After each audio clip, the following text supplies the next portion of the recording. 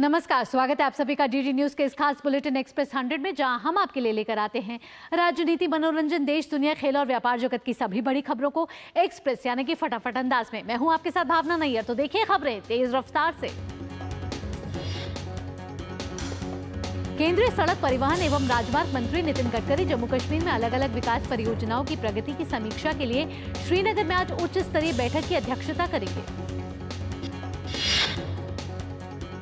बैठक में पवित्र गुफा मंदिर तक सुगम यात्रा सुनिश्चित करने के लिए अमरनाथ यात्रा ट्रैक और जम्मू श्रीनगर राष्ट्रीय राजमार्ग पर भी चर्चा होगी। जम्मू कश्मीर के उपराज्यपाल मनोज सिन्हा और प्रधानमंत्री कार्यालय में राज्य मंत्री डॉक्टर जितेंद्र सिंह भी बैठक में मौजूद रहेंगे। मुख्य सचिव अटल डुल्लू विस्तृत प्रगति रिपोर्ट पेश करेंगे। कर्नाटक में पेट्रोल और डीजल की कीमतों में बढ़ोतरी के खिलाफ भारतीय जनता पार्टी सड़क पर उतरकर प्रदर्शन करने को तैयार है। भाजपा पेट्रोल और डीजल की कीमतों को लेकर कांग्रेस सरकार के खिलाफ विरोध प्रदर्शन करेगी। दरअसल कर्नाटक की कांग्रेस सरकार ने शनिवार को ईंधन पर बिक्री कर बढ़ा दिया था। इस कर के बढ़ने से पेट्रोल की कीमत में 3 रुपए प्रति लीटर और डीजल की कीमत में 3.5 रुपए प्रति लीटर की बढ़ोतरी हो गई है।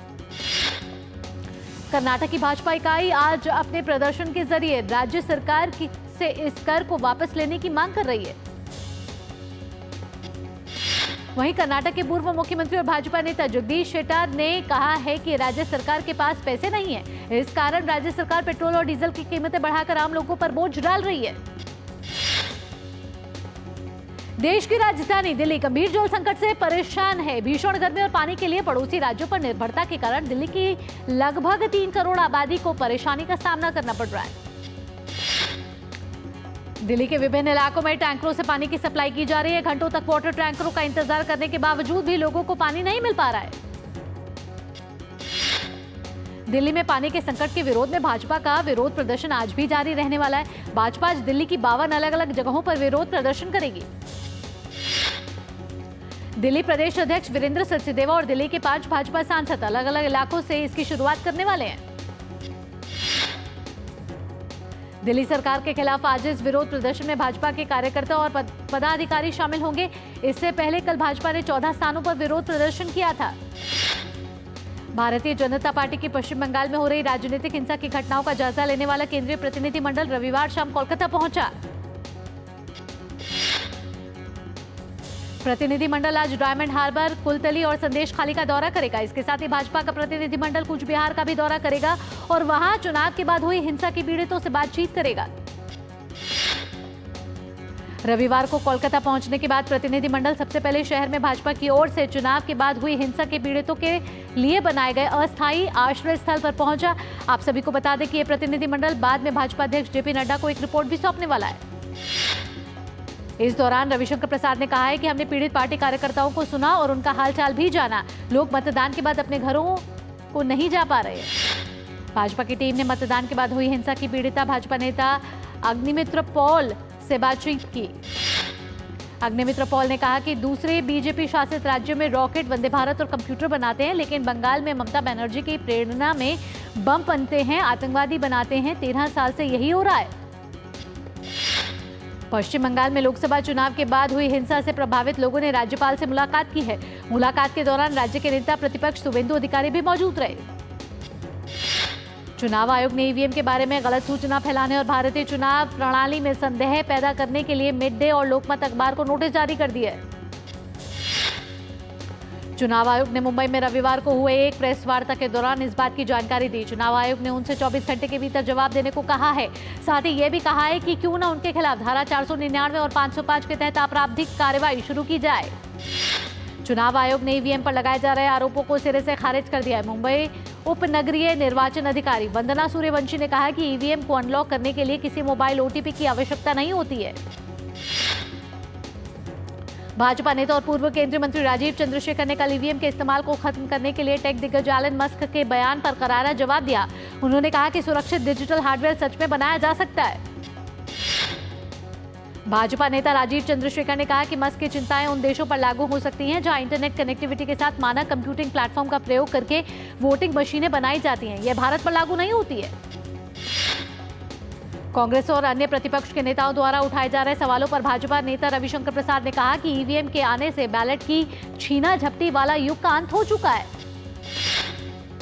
केंद्रीय मंत्री जितिन राम मांझी ने कहा कि अगर ईवीएम में छेड़छाड़ की बात होती है तो आज कांग्रेस को इतनी सीटें नहीं मिलती।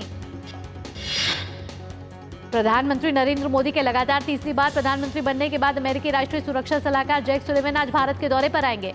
उनके साथ राज्य के उप सचिव कर्ट कैम्पबेल और अन्य शीर्ष अधिकारी भी शामिल होंगे। सुलिवन नई दिल्ली में क्रिटिकल एंड इमर्जिंग टेक्नोलॉजीज की दूसरी बैठक में भाग लेने वाले हैं। इस दौरान वे प्रधानमंत्री नरेंद्र मोदी और विदेश मंत्री डॉक्टर एस जयशंकर से मुलाकात करेंगे। वहीं सुलिवन का भारतीय समकक्ष अजीत डोभाल से भी मिलने का कार्यक्रम है। 21 जून को विश्व स्तर पर मनाए जाने वाले अंतर्राष्ट्रीय योग दिवस से पहले गुजरात के राजकोट में योग शिविर आयोजित किया गया। मुंबई में 127 साल के योग गुरु पद्मश्री स्वामी शिवानंद ने अंतर्राष्ट्रीय योग दिवस से पहले कार्यक्रम में योग करके हर किसी को प्रेरणा दी। योग गुरु ने विभिन्न योगिक क्रियाओं के जरिए लोगों को संदेश दिया कि योग किसी भी उम्र में संभव है, बस मन में इच्छा शक्ति होनी चाहिए। नीट यूजी की परीक्षा देने वाले लाखों अभ्यर्थियों और उनके अभिभावकों को केंद्रीय शिक्षा मंत्री धर्मेंद्र प्रधान ने आश्वस्त किया है कि किसी भी प्रकार की गड़बड़ी को लेकर सरकार संवेदनशील है। केंद्रीय शिक्षा मंत्री ने कहा कि दोषी पाए गए बड़े से बड़े अफसर पर भी कार्रवाई होगी। वहीं उन्होंने यह भी संकेत दिया कि एनटीए जो कि परीक्षा आयोजित करवाती है उसमें भी सुधार की गुंजाइश है।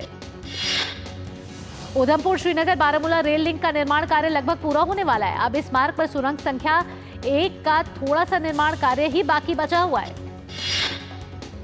रेल मंत्री अश्विनी वैष्णव ने सोशल मीडिया पर जानकारी देते हुए कहा है कि संगलदान से रियासी तक पहली ट्रायल ट्रेन सफलतापूर्वक चलाई गई है। इस ट्रायल ट्रेन ने चिनाब ब्रिज को भी पार कर दिया। ये ब्रिज दुनिया का सबसे ऊंचा रेल पुल है। संसदीय कार्य मंत्री किरण रिजिजू ने कल नई लोकसभा सत्र से पहले कांग्रेस अध्यक्ष मल्लिकार्जुन खड़गे से मुलाकात की। किरण रिजिजू ने खड़गे से मुलाकात उनके आधिकारिक निवास 10 राजाजी मार्ग पर की। इसे शिष्टाचार भेंट बताया गया। दोनों नेताओं ने कई अनुभव साझा किए और देश के लिए मिलकर काम करने की बात कही। संसदीय कार्य मंत्री का कार्यभार संभालने के बाद रिजिजू ने सरकार और विपक्ष के बीच सहयोग की जरूरत पर जोर दिया। उत्तर भारत में आज भी गर्मी और लू के थपेड़े चलने की संभावना है। मौसम विभाग के अनुसार उत्तर प्रदेश के ज्यादातर हिस्सों, उत्तराखंड, हरियाणा, चंडीगढ़, दिल्ली और पंजाब के तमाम इलाकों में गंभीर हीट वेव की स्थिति बनी रहेगी। हिमाचल प्रदेश, जम्मू संभाग, उत्तराखंड, राजस्थान, मध्य प्रदेश, छत्तीसगढ़, गांगे, पश्चिम बंगाल, बिहार और झारखंड के कुछ हिस्सों में भी गर्म हवाओं की चपेट में रहने की संभावना है। मौसम विभाग ने अगले 3 दिनों तक उत्तर भारत में भीषण गर्मी की स्थिति बने रहने की आशंका व्यक्त की और साथ ही पंजाब और उत्तर प्रदेश में लू का रेड अलर्ट जारी कर दिया है। वहीं मौसम विभाग ने पश्चिम बंगाल के हिमालय की तलहटी वाले क्षेत्रों और पूर्वोत्तर क्षेत्र में अगले 4 से 5 दिनों तक भारी वर्षा होने की संभावना जताई है।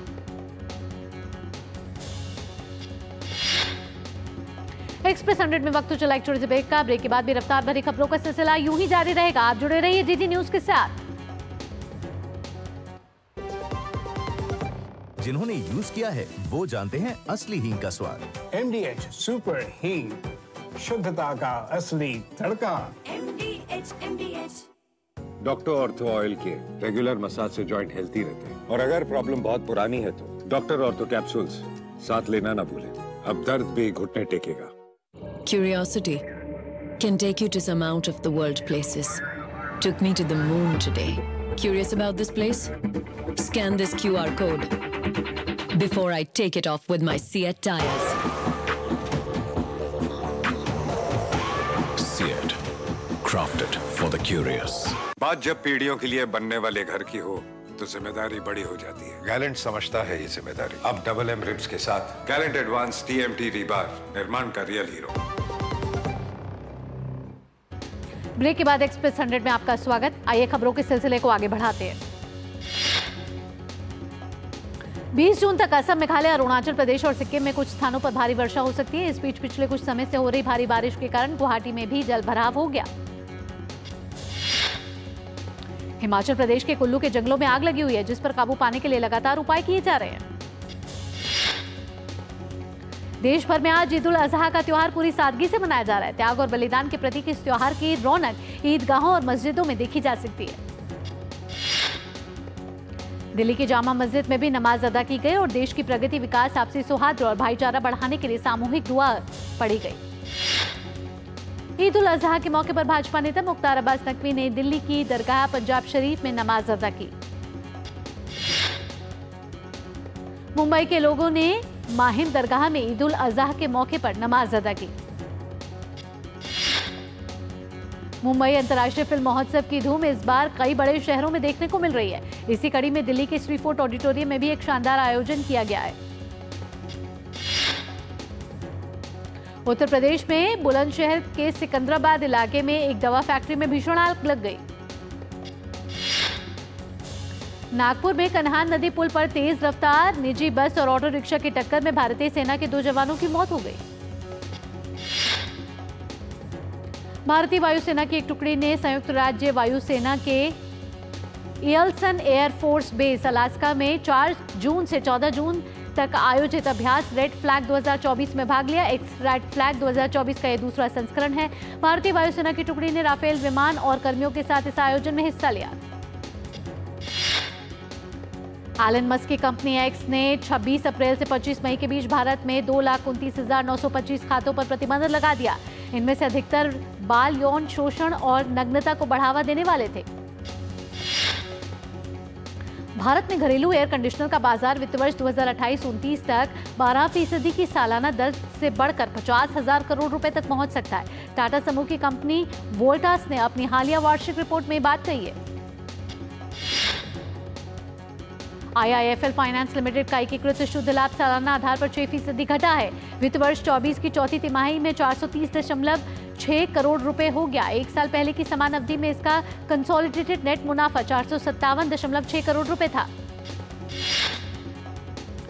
कर्मचारी भविष्य निर्धारित संगठन EPFO ने अपने कर्मचारियों के प्रोविडेंट फंड, पेंशन और इंश्योरेंस कंट्रीब्यूशन डिपॉजिट करने में चूक करने या देरी करने वाले एम्प्लॉयर्स पर पेनल्टी चार्ज कम कर दिया है। पहले एम्प्लॉयर्स पर पेनल्टी चार्ज सबसे अधिक 25% था, लेकिन अब इसे कम करके बकाया का प्रतिमाह 1% या 12% सालाना कर दिया। फूड डिलीवरी की दिग्गज कंपनी जोमैटो की नजर पेटीएम के बड़े बिजनेस को खरीदने की है। जोमैटो इस बिजनेस को 1500 करोड़ की वैल्यूएशन पर खरीद सकती है। भारतीय स्टेट बैंक के चेयरमैन दिनेश कुमार खारा ने कहा है कि बैंक SBI जनरल इंश्योरेंस और SBI पेमेंट जैसी सब्सिडरी कंपनियों का मौद्रीकरण करने से पहले उनके कारोबार को और बढ़ाएगा। देश का कोयला आयात अप्रैल 2024 में 13.2% बढ़कर 2.61 करोड़ टन तक पहुंच गया था। गर्मियों की शुरुआत के साथ खरीदारों द्वारा नए सौदे करने से कोयला आयात बढ़ा है।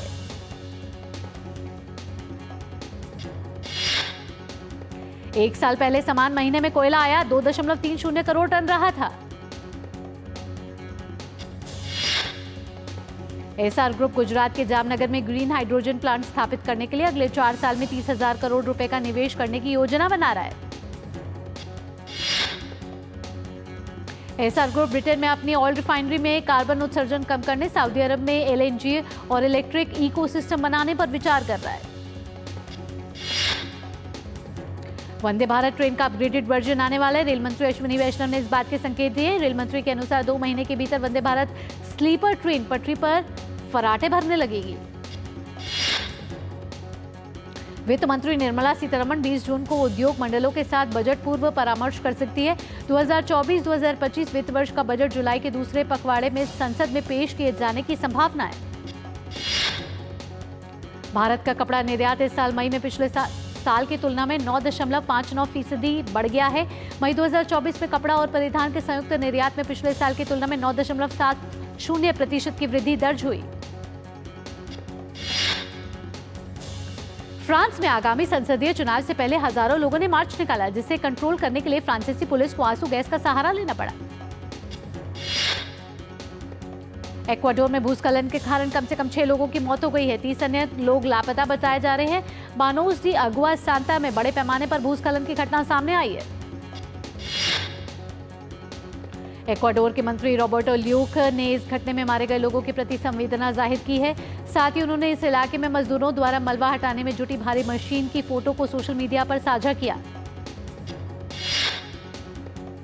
इराक में रविवार 16 जून को ईद उल अजहा का पर्व मनाया गया। इस्लाम के लोगों ने एक दूसरे को गले लगाकर ईद की बधाई दी और ईद उल अजहा की नमाज अदा करी।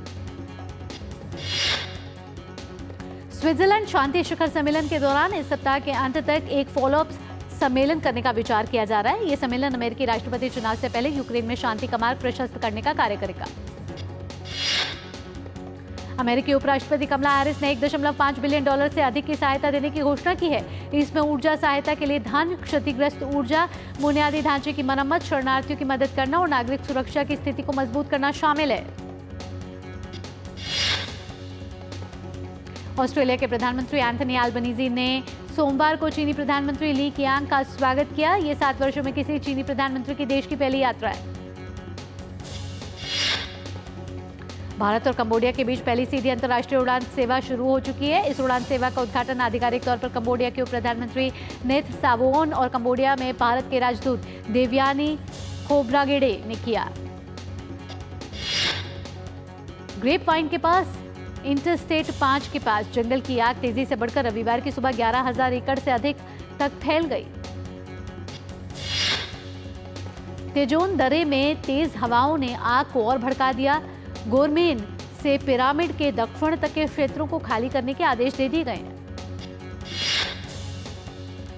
मध्य स्विट्जरलैंड के एक रिजॉर्ट में आयोजित 2 दिवसीय कार्यक्रम में 90 से अधिक देशों ने हिस्सा लिया, जिसका उद्देश्य मॉस्को के 27 महीने पुराने आक्रमण को समाप्त करने के तरीके पर वैश्विक राय को एकजुट करना था। चीन के कई क्षेत्रों में पड़ रही भीषण गर्मी को देखते हुए राष्ट्रीय मौसम विज्ञान केंद्र ने उच्च तापमान के लिए अलर्ट जारी कर दिया है, जबकि कई दक्षिणी प्रांतों ने भारी बारिश के कारण गंभीर बाढ़ की चेतावनी भी दी है। T20 वर्ल्ड कप 2024 में ग्रुप स्टेज के मुकाबला अब आखिरी चरण में पहुंच चुका है। सुपर 8 की दौड़ में शामिल बांग्लादेश का सामना आज नेपाल के साथ खेला जा रहा है। इस मैच में बांग्लादेश ने नेपाल को जीत के लिए 107 रन का लक्ष्य दिया है। इस मैच में बांग्लादेश के लिए करो या मरो की स्थिति है। बांग्लादेश की टीम हर हाल में इस मुकाबले को जीतकर सुपर 8 में अपनी जगह पक्की करनी चाहेगी। आज के दूसरे मैच में नीदरलैंड का सामना श्रीलंका से हो रहा है। मैच में श्रीलंका ने पहले बल्लेबाजी करते हुए नीदरलैंड को जीत के लिए 202 रन का लक्ष्य दिया। नीदरलैंड की टीम अपने ग्रुप में तीसरे स्थान पर है। ऐसे में ये टीम मैच कर जीत हर हाल में अंतिम 8 में पहुंचने की कोशिश करना चाहेगी। T20 क्रिकेट विश्व कप में आज शाम न्यूजीलैंड और पापुआ न्यू गिनी की टीम आमने सामने होने वाली है। यह मैच त्रिनिदाद के ब्रायन लारा स्टेडियम में खेला जाएगा। दोनों टीमें पहले ही सुपर 8 की रेस से बाहर हो चुकी है। ऐसे में इन टीमों की कोशिश आखिरी मैच में जीत दर्ज करके सम्मान के साथ अपने अभियान को समाप्त करने की होगी।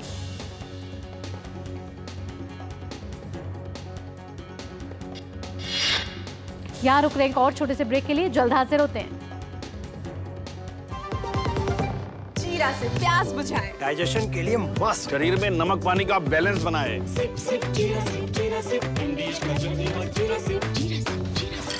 तेरी होने वाली मदर इन लॉ कुछ ज्यादा ही ट्रेडिशनल है। ट्रेडिशनल लोग ज्यादा इमोशनल होते हैं। तो भाई साहब, अब कोई किसी की लाइफ में आग नहीं लगा पाएगा। समर कूल, जो हर दिल करे कबूल।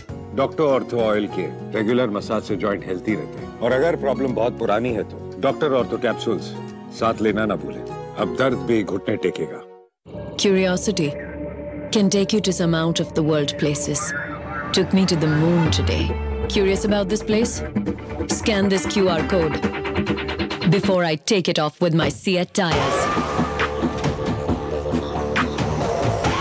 Seat, crafted for the curious. बात जब पीढ़ियों के लिए बनने वाले घर की हो तो जिम्मेदारी बड़ी हो जाती है। गैलेंट समझता है ये जिम्मेदारी। अब डबल एम रिब्स के साथ गैलेंट एडवांस TMT रीबार, निर्माण का रियल हीरो। ब्रेक के बाद आपका स्वागत। आप देख रहे हैं एक्सप्रेस 100। आइए रफ्तार भरी खबरों के सिलसिले को आगे बढ़ाते हैं। पाकिस्तान ने T20 विश्व कप 2024 में अपने अभियान को जीत के साथ खत्म कर दिया। पाकिस्तान ने टूर्नामेंट के आखिरी मुकाबले में आयरलैंड को 3 विकेट से हरा दिया। मुकाबले में आयरलैंड ने टॉस हार कर पहले बल्लेबाजी करते हुए निर्धारित 20 ओवर में 9 विकेट गंवाकर 106 रन बनाए थे। जवाब में पाकिस्तान की टीम ने 19वें ओवर में लक्ष्य को हासिल कर लिया। भारतीय तीरंदाज भजन कौर ने तीरंदाजी के लिए ओलंपिक कोटा हासिल कर लिया। भजन कौर ने ओलंपिक क्वालिफायर तीरंदाजी चैंपियनशिप में स्वर्ण पदक जीतकर ये कोटा हासिल करने में सफलता हासिल की है। भजन कौर ने ओलंपिक क्वालिफायर तीरंदाजी चैंपियनशिप के फाइनल में शीर्ष वरीय ईरान की मोबिना फलाह को 6-2 से पराजित कर स्वर्ण पदक जीता। भारतीय महिला मुक्केबाज लवलीना बोरगोहेन ने पेरिस ओलंपिक से पहले दमदार प्रदर्शन करते हुए चेक गणराज्य में आयोजित ग्रां प्री में रजत पदक जीता। भारत के शीर्ष वरीयता प्राप्त टेनिस खिलाड़ी सुमित नागल को पेरूगिया चैलेंजर टेनिस टूर्नामेंट में रजत पदक में संतोष करना पड़ा। टूर्नामेंट में खिताबी मैच में नागल को इटली के लुसियाना डाडोरी के हाथों 6-1, 6-2 के अंतर से हार झेलनी पड़ी। इंग्लैंड ने यूरो कप 2024 में अपने अभियान की शुरुआत शानदार अंदाज में की है। टूर्नामेंट में अपने पहले मैच में इंग्लैंड ने सर्बिया को 1-0 के अंतर से हरा दिया।